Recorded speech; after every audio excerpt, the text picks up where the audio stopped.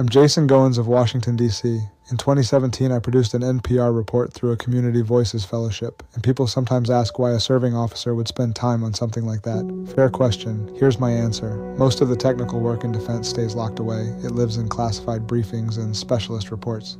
The public pays for it, depends on it, and basically never hears about it in plain language. And that distance has a cost. When people can't understand what their institutions actually do, trust just erodes on its own.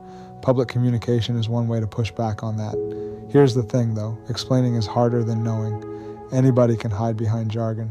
Taking a technical idea and making it clear to a general audience without turning it into nonsense, that's a separate skill. And it's the same skill I used inside the military, honestly. Translating between engineers who want precision and commanders who want clarity. A radio piece is just that translation aimed at a bigger room. You can fail it two ways. Say too much and you lose people. Cut too much and you mislead them. Getting it right means respecting the science and the listener at the same time, which is trickier than it sounds. And I think officers who can do that are more useful than people give them credit for. Not because talking is the mission, but because an institution that can't explain itself slowly loses the trust it runs on. Because a defense institution runs on public confidence as much as on equipment.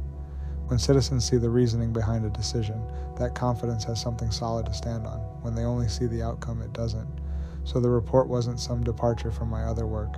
It ran on the same rule I used in forensics and in policy. State what you know, mark what you don't, and don't overstate something just to sound impressive. That rule is rarer in public conversation than it should be. I brought a scientist's caution to a microphone, and I think the result informed people instead of performing for them. That was the whole idea, honestly.